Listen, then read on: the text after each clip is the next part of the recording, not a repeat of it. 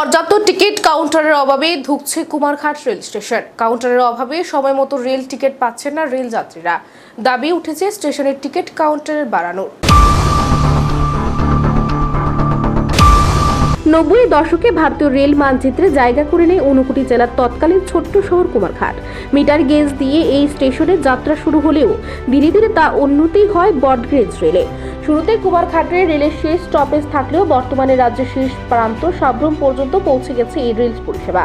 কালের বিবর্তনে গুরুত্ব বাড়তে থাকে কুমারঘাট রেল স্টেশনের। শুধু লোকাল ট্রেনই নয়, দূরপাল্লার অনেক ট্রেনের যাত্রা বিরতি এখন কুমারঘাট স্টেশন।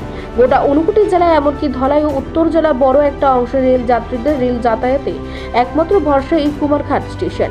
কিন্তু অত্যন্ত গুরুত্বপূর্ণ এই স্টেশনটি অনেকদিন ধরে ধুঁকছে পর্যাপ্ত টিকিট কাউন্টারের অভাবে। একটি মাত্র টিকিট কাউন্টারের উপর ভরসা করে দিনের পর দিন ধরে চলছে রেল স্টেশনটি।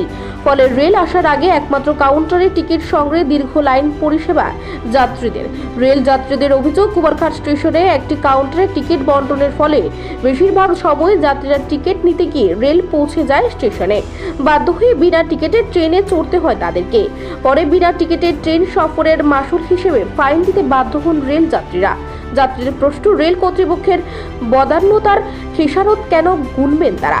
কুমারঘাট স্টেশন তো এখানে কোনো দিনই এরকম ভিড়টা হয় আর কি। কাউন্টার তো একটাই ওপেন থাকে, দুটো শিলচর আর একটা আসে শিলচর টাগর, একটু ভিড় হয়ে যায়। সমস্যা অবশ্যই হয়তো তারা নিলাম টিকিট নাও হইতে পারি, দৌড়াই করতে লাগবে, জনই ড্রাইভ করবো তখন দৌড়াই গিয়ে করতে লাগবে। এটা তো ধরবই, ধরলে ফাইন নিতে পারে। নর্মালি যা হওয়ার একটা কাউন্টার ওপেন থাকলে ভালো হয়। ওই টাইমটা দুপুর টাইমটা বলতে কম্পারেটিভলি একটু বেশি আগের তুলনায় যত দিন যেত তত বাড়ে। এদিকে স্টেশনে রেল পৌঁছলে হুড়োহুড়ি পড়ে যায় কাউন্টারের সামনে ঠাই দাঁড়িয়ে থাকা রেল যাত্রীদের মধ্যে। তাড়াহুড়ো যাত্রীরা চলতি রেলে চড়তে গিয়ে কখনো পড়েছেন দুর্ঘটনার কবলে, কখনো আবার রেলে উঠতে না পেরে সফর বাতিল করতে হচ্ছে অনেক যাত্রীকেই।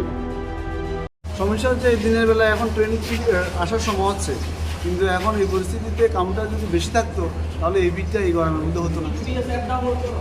অনেকে চলে গেছে টিকিট না কেটে, মেইন প্রবলেম অনেকে চলেও গেছে টিকিট না পেয়ে টেনশানে।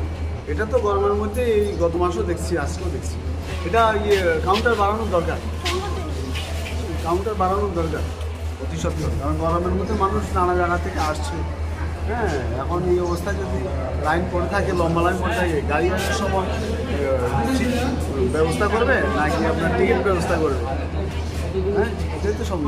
আগরতলা শিলচর এবং শিলচর আগরতলা ও শিয়ালদা কাঞ্চনজঙ্ঘা এক্সপ্রেস, রানী কমলাবতী এক্সপ্রেসের মতো দূরপাল্লার রেলগুলিতে সফর করতে এখন দূর দূরান্ত থেকে কুমারঘাট রেল স্টেশনে ভিড় জমান যাত্রীরা।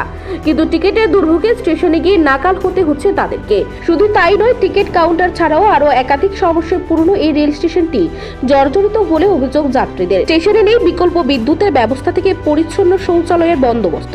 রাতে বিদ্যুৎ না থাকলে ঘন অন্ধকারে ডুবে থাকে কুমারঘাট রেল স্টেশন। ফলে সমস্যায় পড়তে হয় রেল যাত্রীদের। দাবি উঠেছে অতি সত্বর কুমারঘাট রেল স্টেশনের টিকিট কাউন্টার বাড়ানো সহ আনুষঙ্গিক সমস্যা দূরীকরণে উদ্যোগী হয়ে যাত্রীদের নিস্তার দিক উত্তর পূর্ব সীমান্ত রেল কর্তৃপক্ষ। কুমারঘাট প্রতিনিধি রিপোর্ট, এশিয়ান টাইমস।